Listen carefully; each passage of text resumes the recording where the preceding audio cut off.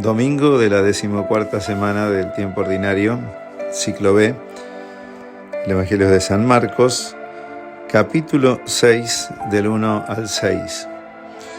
Mucha gente piensa que si las cosas son de Dios, no va a haber problemas. Más de uno puede decir también, si haces el bien, hacelo para no complicarte la vida.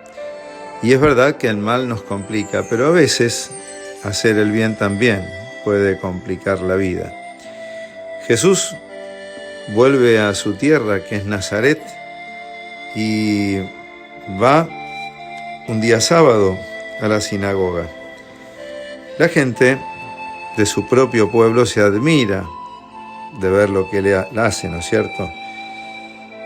Enseña en la sinagoga y la multitud se preguntaba, ¿de dónde saca todo esto? ¿Qué sabiduría es esta que le ha sido dada? Hablaba con mucha sabiduría. Los milagros que se veían también ya eran comunes y ya era famoso Jesús por los milagros. Pero la misma gente de su pueblo se pregunta, ¿pero no es este el carpintero? Primera observación, carpintero no era el artesano, era más bien como un albañil, alguien que no solamente trabajaba la madera, sino más bien levantaba paredes, hacía arreglos, muchos de ellos a veces con ramas y todo. Y por otro lado, ¿no es este el hijo de María? Si se lo vincula a Jesús con María, también se saltean aquí la relación con su padre, que también era carpintero. Hijo de María, también en aquel pueblo era correr la voz de este que no tiene un padre legítimo, ¿no? De una manera media despectiva también de presentarlo, porque siempre el pueblo judío hace relación siempre al padre, ¿no? Y se cita también hermanos, toda su parentela, y dice que se escandalizaban de él. ¿Cómo podía ser uno de los nuestros y a su vez hacer todo eso? Algo raro le debe estar pasando, porque de este pueblo nada bueno va a salir. Cuando las personas no se valoran a sí mismos, terminan desvalorizando a las que tienen adelante. Cuando ese pueblo no se aprecia a sí mismo, cuando un pueblo no tiene un orgullo sano, ¿no?, de ser un pueblo que se valora, va a desprestigiar todo lo que salga del mismo pueblo y va a matar todo lo bueno que salga del mismo. ¿No nos pasará acaso al menos un poco a todos esto? De creernos que porque salen de un lugar conocido y nosotros no lo valoramos lo suficiente, nada bueno vamos a esperar de ese lugar. Siempre el Evangelio de Jesús sorprende, ¿no?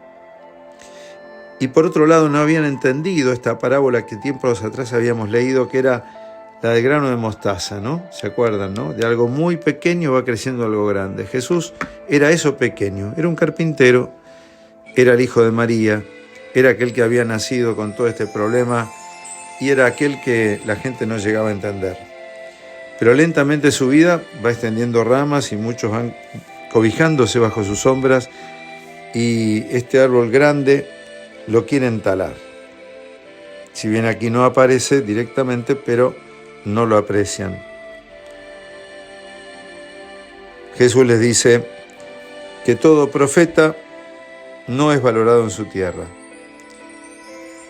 Un dicho de aquella época que les hace referencia al hecho de que se espera siempre un origen desconocido de alguien que hable de Dios, pero no pueden entender un Dios encarnado, un Dios que se haga tan carne que de un pueblo sencillo pueda sacar un Mesías.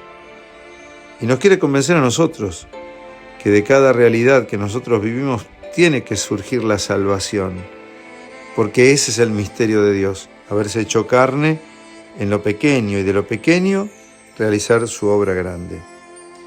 ¿De dónde le vienen estas cosas que Él hace? Qué poder extraordinario. No pueden entender que sea Dios mismo. Tiene que haber otra cosa rara. Cuando un grupo se cierra, cuando una persona se cierra a Dios, no puede recibir la gracia de Dios. Por eso dice que no pudo hacer ningún milagro, solo curó a algunos enfermos imponiéndoles las manos.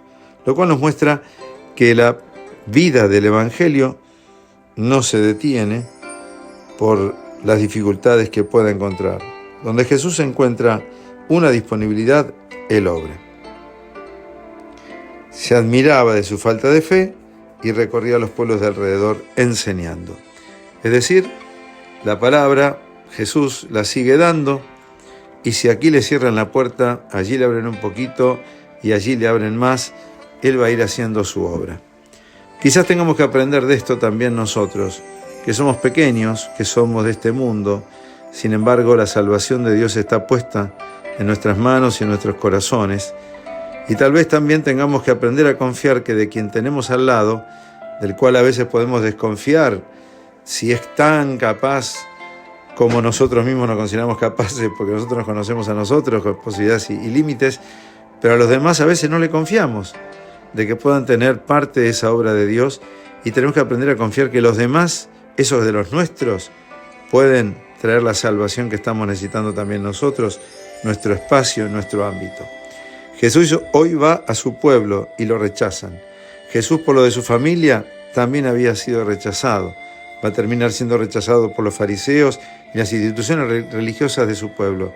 Habrá que esperar que nos aprueben para saber si estamos en el bien o en el mal, o simplemente tendremos que aprender a discernir cuál es la voluntad de Dios y animarnos a hacerla con los aplausos o con las críticas, pero nunca detener lo genuino que Dios nos confía. Que así nos bendiga el buen Dios Todopoderoso, que es el Padre, el Hijo y el Espíritu Santo. Amén. Por su santa sangre, por su santa sangre, por su santa sangre hemos sido salvados.